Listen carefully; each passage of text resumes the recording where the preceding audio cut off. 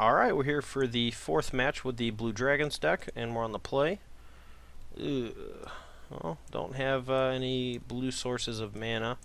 One of these was an island or a fetch or even a scryland I think we could keep, since we have the anticipate, but it's too risky. We'll toss it.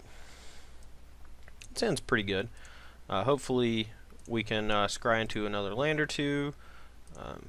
Maybe find some sort of card advantage. The Silumgar could turn on my Silumgar Scorn, but at this point we really just want lands, and luckily he's a green deck, so this Encase and Ice could be pretty good. Alright, missed on land this turn. Would not be unhappy if I drew lands for the rest of the game.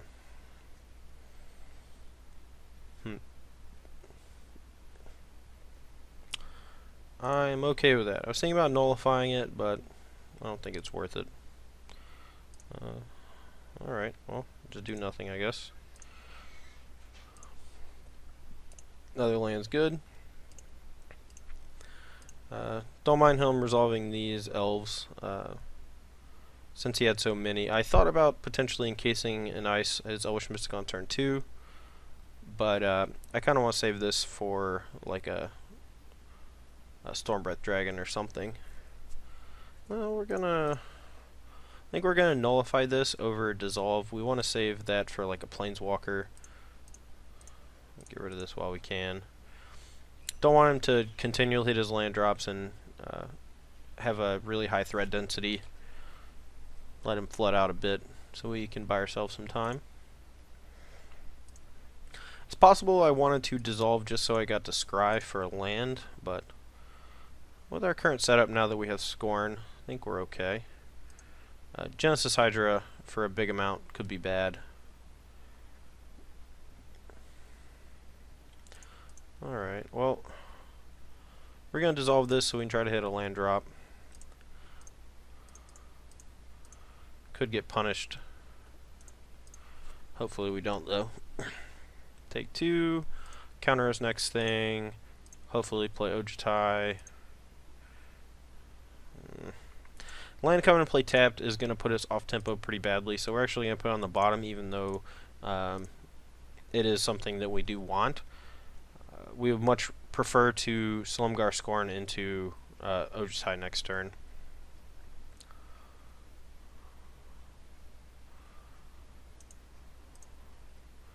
Yep, all these mana guys are fine. We just want to counter the more relevant things. 6 mana. See the Unwritten, he says. Alright, well, he doesn't have a big guy, so we might be able to afford to let this resolve and then just encase an ice what he plays, and then we can save our Scorn for next turn. I don't think I want to do that, though, just in case we draw an untapped land we want to play Ojutai. We can encase an ice as the next big guy. Plus, that CD Unwritten could turn on another CD Unwritten in his hand if he finds a big guy. And luckily, we found our land, so we'll go ahead and cast Ojutai. If he plays Arbor Colossus or some wonky thing like that, we can just tap it down and battle CD Unwritten. He will be able to kill our Ojutai, though, so we have to be careful. Assuming he does have Arbor Colossus in his deck, but not entirely sure he does. And a Tarka would be okay. Courser Crewfix is okay also. He only has 1 card in hand. I wonder what it is. Temple of Abandon. Alright, well, he's definitely going to keep the Genesis Hydra on top. We are just going to attack. I suppose try to draw a land to cast the Prerogative. Scorn is great. We can counter the Hydra and tap whatever he gets off of it, as long as it's not a Planeswalker or a Dragon Lord Atarka. If it is Dragon Lord Atarka and kills my Ojutai, we in a bit of trouble. But we do get to draw 4 cards, and that's great. We can maybe draw into an Atarka of our own. Voyaging Satyr on top. So he's going to be able to make this guy real big. Let's see what he hits, though. And if he hits something good,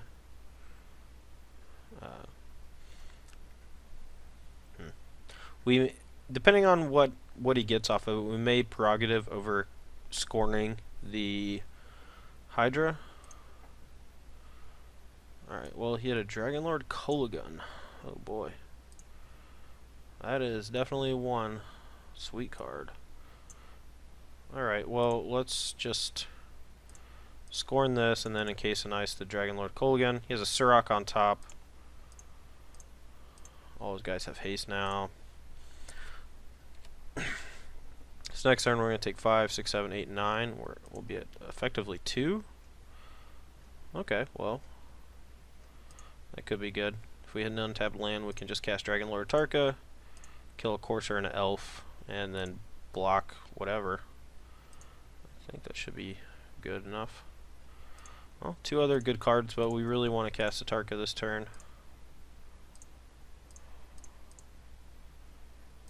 This deck is great. Could just kill his Kolagon, but I'd rather kill a Courser and an Elf. But yeah, I mean, he's just dead after this, so. Alright, cool. Well, that was a sweet game. So he is a green devotion deck, splashing a bunch of different colors. Slumgar seems, or Dragonlord Slumgar seems insane in this matchup. Again, another non-blue matchup, so I don't think Dramoka is very good. Encase and Ice and Disdainful Stroke both seem pretty reasonable. And Voyages in, maybe not so much. And again, we're going to trim an Icefall Regent for another Atarka. Drifting Death doesn't seem great. I'm actually going to trim the other Icefall Regent for a Voyages in, just in case. We might have a situation where it becomes important to, like, you know, bounce one of his creatures and then encase and ice another creature, or kill a creature or something. And plus it's Scries, so it's not that bad. Alright, we'll keep this hand. It's a bit slow. We don't have a dragon for the Scorn, so we might get accelerated out of this game. Nullifies, whatever. Guess we kind of want lands. Hoping he doesn't have a really good 4-drop. Or I guess a really good 5-drop. We in trouble. We in trouble. Alright. No big play this turn. Alright, still inherited. We can deal with that one. Alright, now we get to untap with double Dissolve and a Nullify and a Scorn. Man, I'll take that. Hands full of 6 and 8 drops, I guess.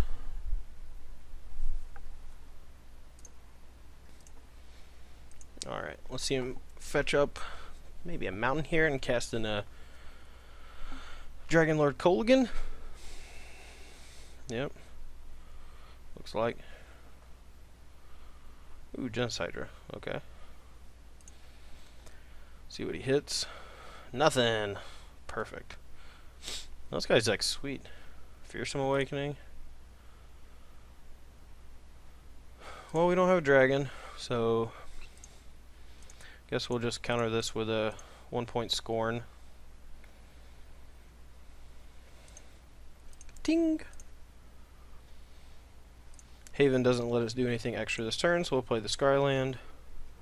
Kind of want this land so we can curve out on Dragonlord's Prerogative, as well as maybe dig through time and such.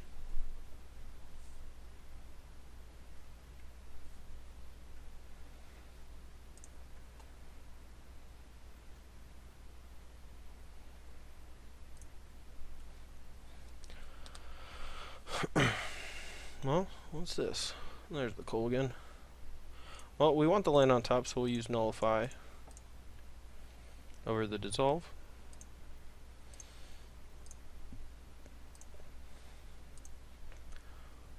Don't have enough mana to double Dissolve yet, but that's not a huge deal. We can Dissolve and use Crucible, which is nice. Start charging that thing up for a big turn later on. Elf is fine. Xenagos is not fine. So many counterspells. Let's see what we got on top. Don't think we want that land. 2 Crucibles is not exactly ideal. Plus, we're probably going to hit a land off this Dragon Lord's Prerogative. So, if he plays something we need to counter, we can also just go Dissolve, Charge, or Dissolve Anticipate.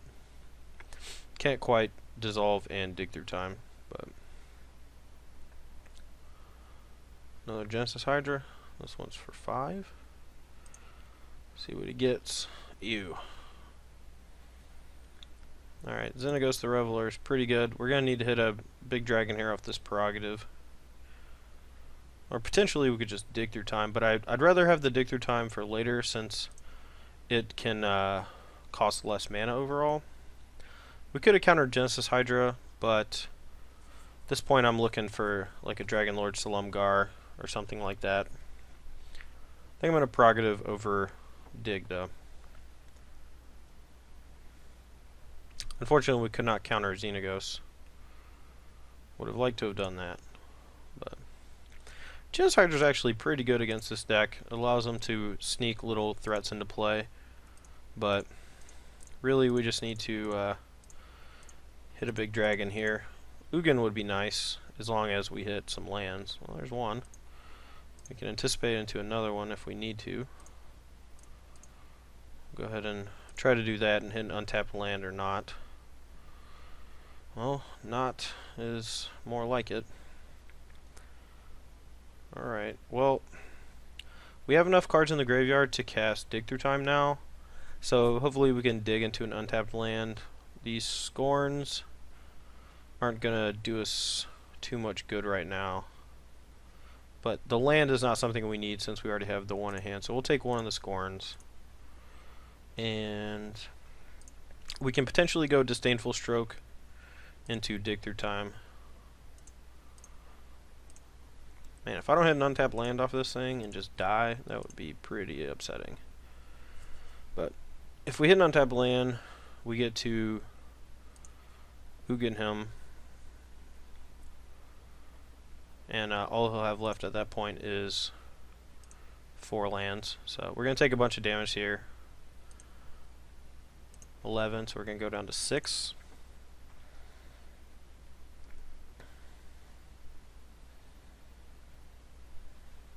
Voiding Satyr is not a big deal. Alright, let's dig. Let's hope we hit. We could even still die. Alright, so we hit a Haven and a Crucible. We'll take the Haven and the Dragon Lord so we can take his next thing after we blow everything up. And Ugin, time to do some dirty work. Can't think of too much that gets us here. Something like Boon Satyr would be pretty good for him. He could float mana. Alright, so we'll take this down for 4. Since Genesis Hydra is a 2, but it kills Xenagos as well. Alright, well, we got a grip full of cards, 6 life versus 4 lands and 2 cards. And Tick Up on Ugin takes care of that guy. Handful of counter spells, and we even hit our land drop. Yeah, I mean, it's almost impossible to lose at this point. We would have needed, he would have needed to like kill us on the spot. So, all right, well, that is the last match played against Green Splash Red Black Devotion. That deck looked pretty interesting. It obviously is a little weak to control decks in general since it has such a high density of mana producing permanents. Elvish Mystic, Voyaging Satyr, Sealing Caryatid, probably somewhere around 24 lands, Corsair Crewfish, just a bunch of mana heavy things. Obviously his cards like Xenagos the Reveler can be problematic. If we didn't draw the Ugin or a Perilous Vault, we would have lost very quickly, but you know, that is one of the reasons why we play Perilous Vault and one of the reasons why we play Ugin. So let's go over the deck a little bit before we are finished, and we will talk about potential changes. So I really like the heart of this deck. I love the Crucibles. The Havens are great. The mono blue aspect is, I can take it or leave it, but I do like the ability to have a bunch of lands that come into play untapped. I like all the counter spells; they feel very good right now. I really like the sideboard plan of Omen Speaker and Master of Waves against the mono red decks, but without something like Drown in Sorrow, even Ether Spouts might be okay. We can't ramp into it, but we need some way to interact with a deck that can play a lot of permanents out early in the game, because if they're able to get underneath our counter spells, there's not a ton of stuff we can do to fight back. Mike Flores did a great job with this deck. Dragon Lord Jamoka felt like probably the weakest card in the deck. You know, it is a giant Baneslayer Angel. It makes it so that your opponents can't interact with you for the one turn where you cast it. But for me, that makes it way more of like a 1 of as opposed to a 3 of. We boarded out a bunch against the mid-range decks because we don't care too much whether they play spells on our turn or not. Mostly, it's just a giant Baneslayer Angel proxy that, you know, they usually have a removal spell for, because all these decks have like Hero's Downfall, Abzan Charm, and things like that sitting in their hand most of the game. And when you play it, they just untap, kill it, and then start attacking you. So I find it pretty rare that a competently built deck is going to allow Dragon Lord Tarka to attack even a single time. But cards like Dragon Lord Salumgar, Dragon Lord Ojutai, they can be pretty swingy in certain matchups in certain games, and I really like those. The Atarka even didn't feel that bad, but I don't think you want a second one. I think having access to like one Jamoka and one Atarka is good enough. The Icefall Regents, they looked bad, they felt bad. I didn't ever want to cast them. The one time I did cast it, it died immediately. I feel like this card is way more of a tempo player in something like a Mantis Rider deck, where or a deck with like Goblin Rabble Master, where you just want to tap down their blocker. Icefall Regent itself is difficult to kill if your opponent is using their removal spells early on other things. But the way this deck is built, your opponent is going to have a bunch of removal kind of rotting in their hand most of the game, similar to why Dragon Lord Jamoka is not great. And once you cast your Icefall Regent and tap their guy, they're just going to kill it, and then they're going to start attacking you with a creature after it gets unlocked. The rest of the deck, I really liked. Encase and Ice's main deck were weird, but I think there's enough green decks in the format right now where this card's actually awesome and very main deckable, and you don't really have a lot of other options. So Encase, I think, we'll give it a B+. It's pretty sweet. The 1-of Disdainful Stroke is a whatever. The Anticipate was sweet. I kind of want another one to help fuel Dig Through Time and to help us hit our land drops. I think I would actually like a 28th, maybe even a 29th land, honestly. It's really weird. Like, your Haven of the Spear Dragons and your Crucibles of the Spear Dragon help you, or make it so that your lands feel way more like spells than lands, but they do tap for mana for your big dragons. So, but basically, every game, as you could tell from the videos, I just wanted to hit more land drops and just start deploying more threats after I was able to counter their first few things. So, well, I guess that's about it. Perilous Vault was great. Ugin was awesome. Dragon Lord's Prerogative was actually surprisingly powerful and good. I guess it's not surprising. The card itself is decent. I really like it against the other control decks, but it feels a lot like Sphinx's Revelation, where we're just trying to trade early with all these counter spells, and then we have a big draw spell later in the game. Obviously, it's not Sphinx's Revelation. We don't get to gain a bunch of life, and whatever. It's not exactly the same thing, but it feels similar, like a very similar effect. A big draw spell is exactly what a 1-for-1 type deck wants. The rest of the sideboard, the Negate, the other Disdainful Stroke, those are pretty commonplace in these kind of decks now. But I will say that this deck has trouble beating early aggression from its opponents, so having something like Omen Speaker and Master of Waves as a 1-2 punch, even alongside Encase and Ice, to give you a bunch of tokens and an alternate route to victory is pretty sweet. Alright guys, well, that's all for me this week. I appreciate you guys watching Michael Flores' Blue Dragons deck, and it was fun. It was fun. It was a lot of crazy stuff going on. This deck is pretty cool. I think it has some flaws, but MJ did a really nice job with this deck. And if you want to give it a try, maybe try out some of the changes I suggested. Or if you just want to give this version a spin yourself, I mean, that's fine too. Anyway, guys, that's all for me. Thanks for watching. I'm Todd Anderson on Star City Games.